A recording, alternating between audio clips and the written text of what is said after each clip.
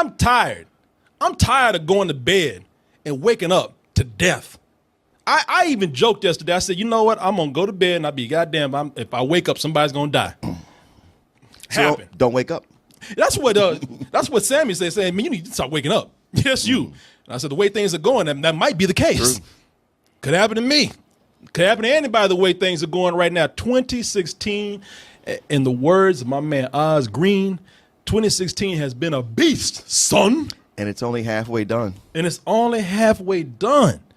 I don't know what happened. I don't know what death is trying to make up for, but it's getting ridiculous now. I can understand people in their 60s, 70s, and 80s going, but now there's a streak of young people going out. People going way too early. Some of them are going because of health issues. Some of them are going because of freak accidents. Like my man, Anton Yelchin. This is the only one I knew about. And this truly is sad right here, man. Because when I say freak accident, they're not suspecting any foul play. And what was he? Was he 27? 27. He was 27. Oh, 27 was a rough one too, boy. You know, I was going back to that old school death. You know, Hendrix and Jim Morrison and Janis Joplin. Janis Joplin and Cobain. You know, except they kind of did things that, you know, people are saying, well, you know, you live that life. But my man here, they say that it was a car accident. Yeah, and at first I'm thinking like, oh, did a car run into him, or did his car flip over? It's like, no, he got run over by his own car. I don't know what happened. Oh, yeah, it was like he parked it on a driveway and got out. It was still running, and he went to go do something at the gate, and it rolled backwards into him, pinned him up against the wall. Oh, yeah, they say he found his body between the car and a mailbox, I believe. Yeah, a brick wall, but by the mailbox. Yeah, and his... he probably got to the house and just like, oh, let me go, I forgot to get the mail, let me run out and get it, and the car just rolled back down. And Jesus, and people, that can happen. My dumb ass twice, not once, but twice. When I first got a stick shift, got out the car and forgot to pull that stick up, or forgot to pull the brake up, and that car almost ran me over, man. Yeah, it's possible, and it's sad. Yeah, he died in his San Fernando Valley home because he was supposed to show up for rehearsal, and he was 2 hours late. People he was supposed to rehearse with and say like, "Hey, let's go see what's going on." Yeah, and that's when they found him. Yeah. They had to make, but when he wasn't answering his calls, it's horrible. It's horrible, especially when this guy was off to such a promising career. He was born in Russia. That's why he has that name. Right. Here's a sad thing about this in particular, man. He started acting at a very young age, and it's one thing to see actors and celebrities and musicians and people die that you've seen for a while, but when you feel like you've seen them grow up. Sure. You've seen them grow up, and you just saw him in a movie that's been widely regarded. Yeah. Most people have seen it, liked a lot. Yeah. He's got a big tentpole movie coming up. This is a kid that showed promise at a real young age. Yeah. Right here. Then this is Hearts in Atlantis. He was in, I forgot he was in there. Stephen King movie, right? Yeah. It's that Stephen King science fiction fantasy film. Yeah. And here's the thing about Anton Yelchin as a young kid, man, had his game down. Because he went against every piece of advice that I give guys out there. Guys talking about, man, how can I meet girls? You know, how come girls won't talk to me? Man, you're too nice. Be an asshole. You know, don't say shit to him or talk shit to him. Not Anton Yelchin. Anton Yelchin went against everything I said. Anton at 11 had his shit down. He was that quiet leading man. And his method is rare. A lot of dudes they can't get this down. I couldn't. Where you don't, you know, you don't do shit. What you do is you're so shy and you're so nice that you actually make the girl feel sorry for you, and then she wants to kiss you. This boy at 11 did this shit, man. In the movies, though. We're as safe as can be. What do you think you're doing? Well, I thought you wanted me to. I just wasn't ready. That's all. Okay. Look at that, man. You see that? Look at that face. And the thing is, he's acting. I mean, I'm talking about like, yeah, this is a role right here, but I'm sure he pulled that shit in real life on the playground. You know, when he's trying to act like he said, oh gosh, why did I do that? And look at the girl. She's like, oh, maybe I should help him feel better. Bobby, do it again. I better not. You gotta smirk first. Oh, no, it'll be our secret. Hurry, before we go down. Oh, if you want, if I must. Bobby, I'm dying here.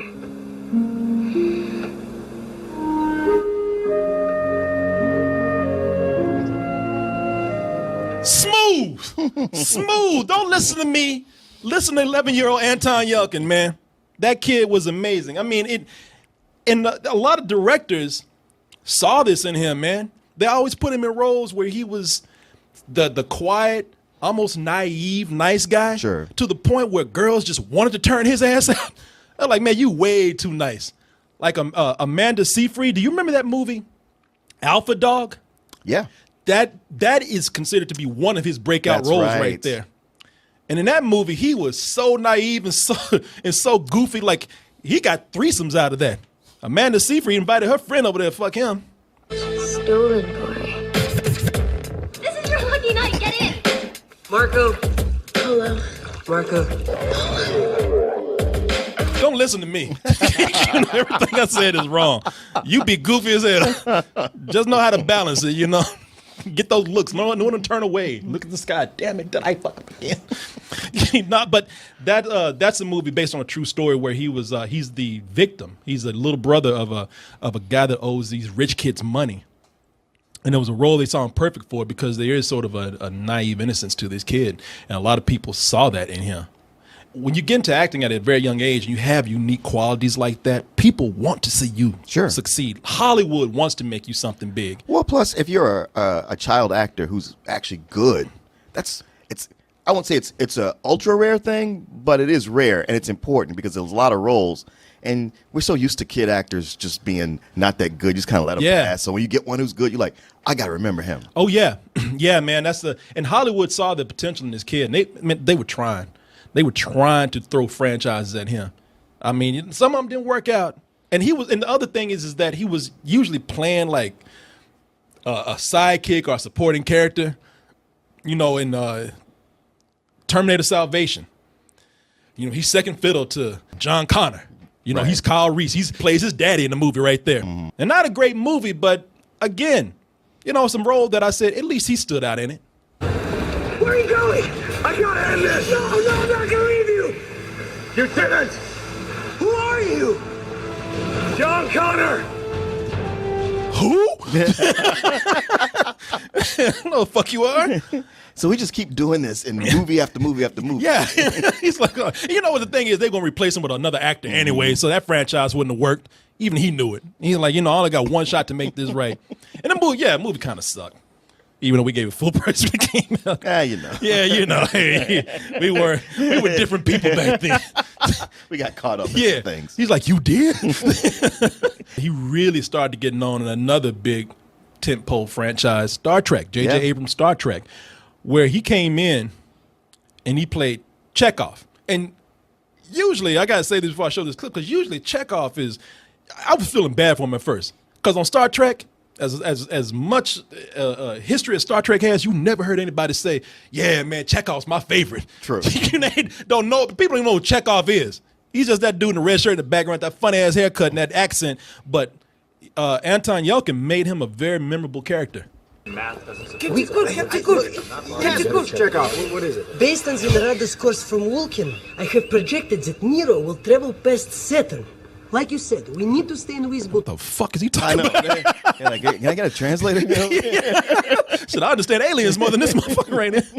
Or he'll destroy us. If Mr. Scott can get us to warp factor 4, and if we drop out of warp behind one of Saturn's moons, say Titan, the magnetic distortion from the planet's rings will make us invisible to Nero's sensors. From there, as long as the drill is not activated, we can beam aboard the enemy ship. Hi, that might work. Wait a minute, kid. How old are you? 17, sir. Oh, good. He's 17. Yeah, I love, man. That's one they're of all dismissive of him. No, they can't understand them. They're like, you young?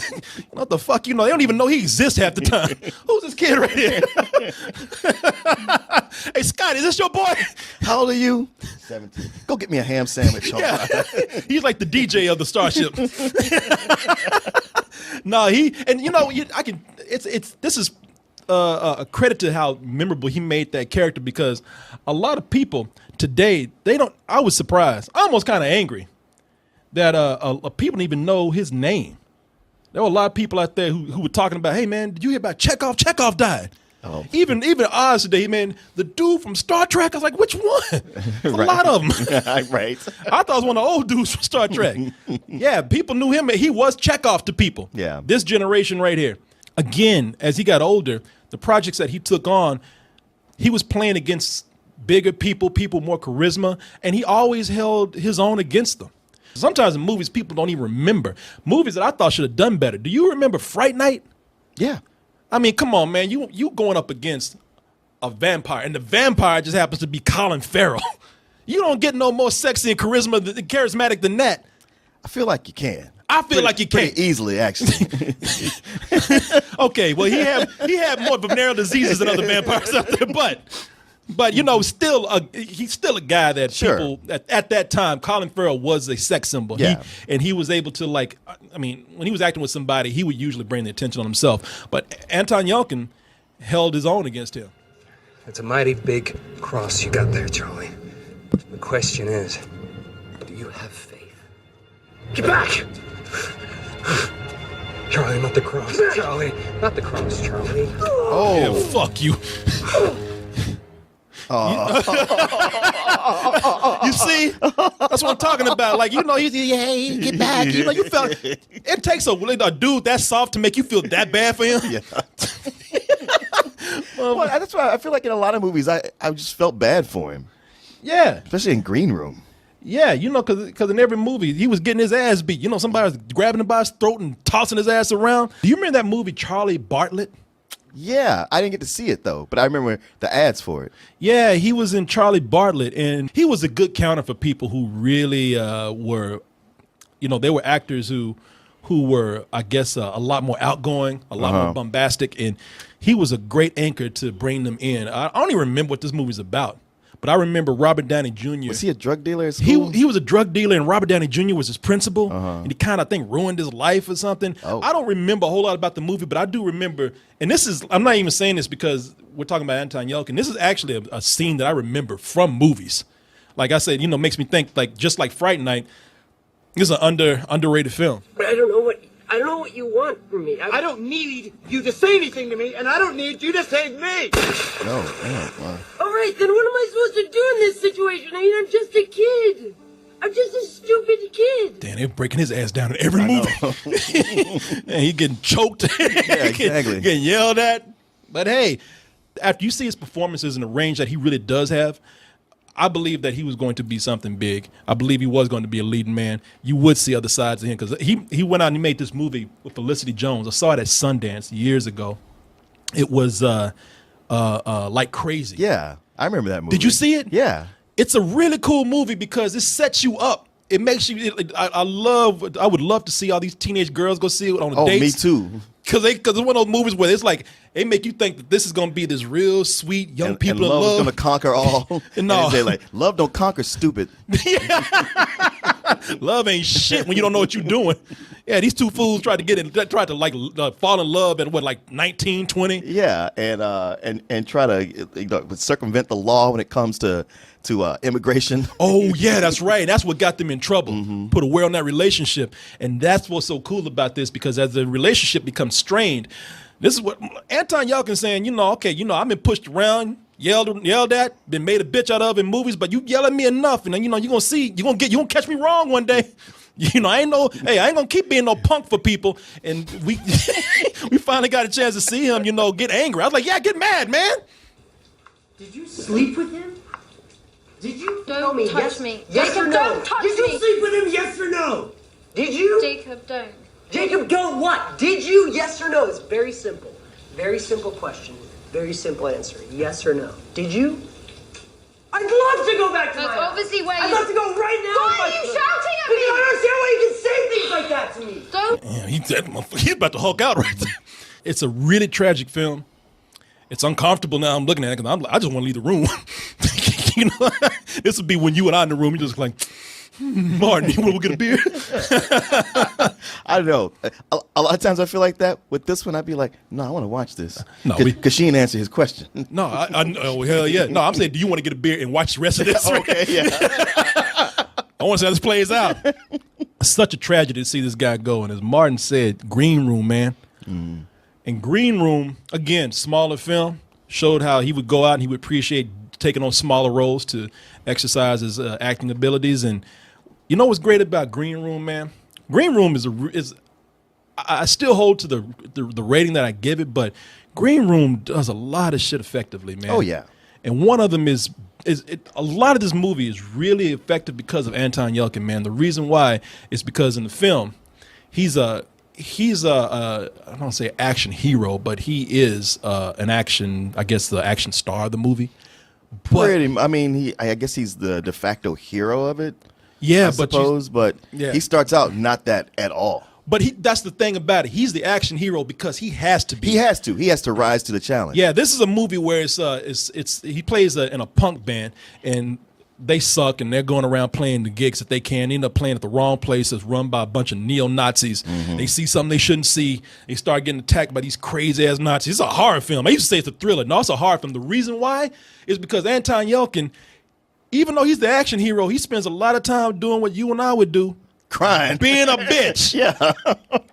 Be crying, getting hurt, and and being scared, whimpering the whole time. I just want to go home. I mean, we wouldn't fight until we absolutely had to. Right. And that's exactly what he does in this film. Excuse me, all. Oh, why didn't you look up? I know, man. Oh, shit. You call the cops. Fuck that. If he had just took his phone, just walked right out. Even if he had seen it. If he had just done this and just kept on going. Yeah. Maybe. Then we wouldn't have a movie. I told you to follow. Oh, almost.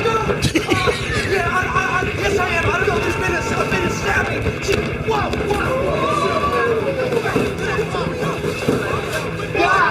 Damn it! You didn't lock the door.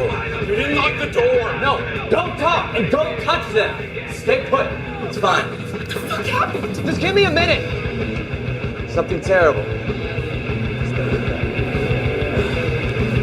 Without saying words, he's panting and shit.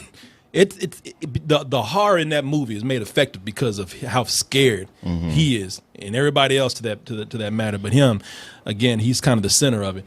Man, this guy. I really, and I'm not just saying this because he was dead. It was always a pleasure to see him appear in a movie.